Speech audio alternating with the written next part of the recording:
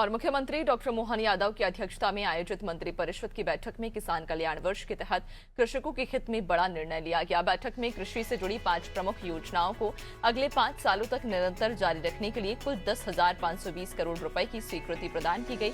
वहीं सीएम ने कहा कि राज्य सरकार किसानों की आमदनी बढ़ाने के लिए लगातार काम कर रही है। इसके साथ ही भगोरिया लोक पर्व की सभी प्रदेशवासियों और जनजातीय भाई बहनों को शुभकामनाएं दी।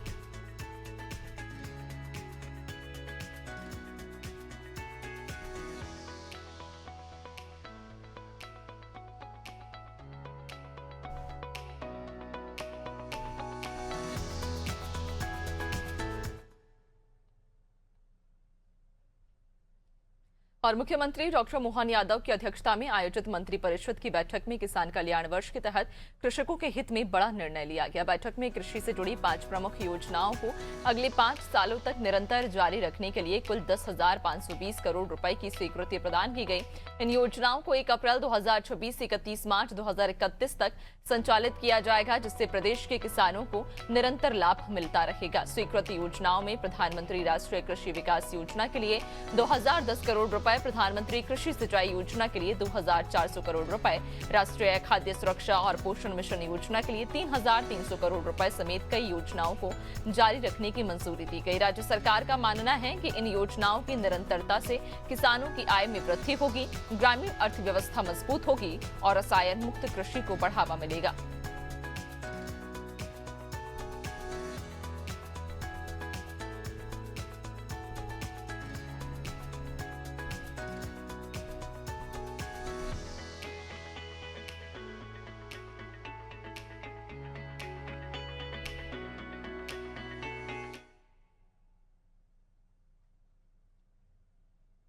और मध्य प्रदेश के मुख्यमंत्री डॉक्टर मोहन यादव ने सदन में मीडिया से बातचीत के दौरान कहा कि राज्य सरकार किसानों की आमदनी बढ़ाने के लिए लगातार काम कर रही है। उन्होंने बताया कि सोयाबीन के बाद अब सरसों को भी भावांतर योजना में शामिल किया गया है और सरसों की खरीद इसी योजना के तहत की जाएगी, जिससे किसानों को उनकी उपज का उचित मूल्य मिल सकेगा। इस दौरान सीएम ने कांग्रेस नेता राहुल गांधी पर निशाना साधते हुए कहा कि चौपाल लगाना अच्छी बात है, लेकिन उन्हें रबी और खरीफ की फसलों की जानकारी भी होनी चाहिए।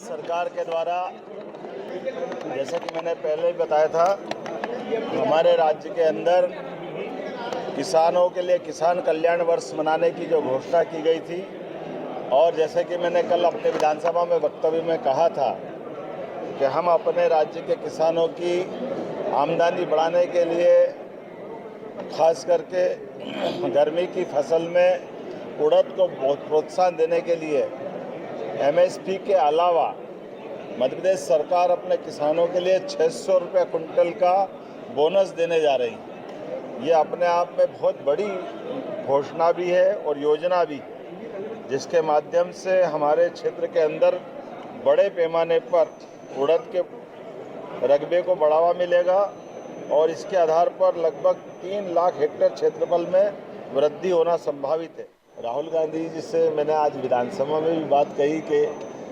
रबी और खरीफ की फसल क्या होती है, एक बार इस पर प्रकाश डाल दें। हमारा दलहन में क्या क्या फसलें होती है थोड़ा ये बता दें। तिलहन में भी कौन कौन सी फसलें होती है और किस प्रकार से उसको बढ़ावा दें, क्या उनके सुझाव हो।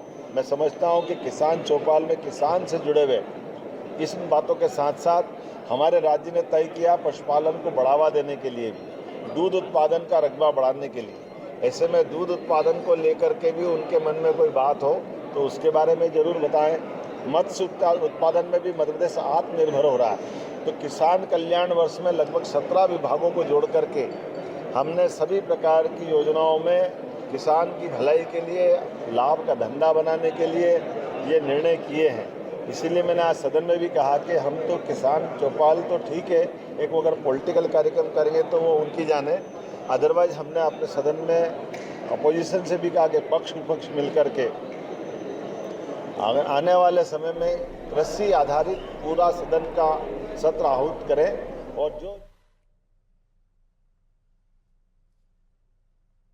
और मुख्यमंत्री डॉक्टर मोहन यादव ने भगोरिया लोक पर्व की सभी प्रदेशवासियों और जनजातीय भाई बहनों को शुभकामनाएं दी। उन्होंने कहा कि जनजातीय बहुल क्षेत्र में फाग पर्व के रूप में प्रसिद्ध भगोरिया लोकोत्सव को अब सरकार द्वारा राष्ट्रीय पर्व के रूप में मनाने का निर्णय लिया गया है।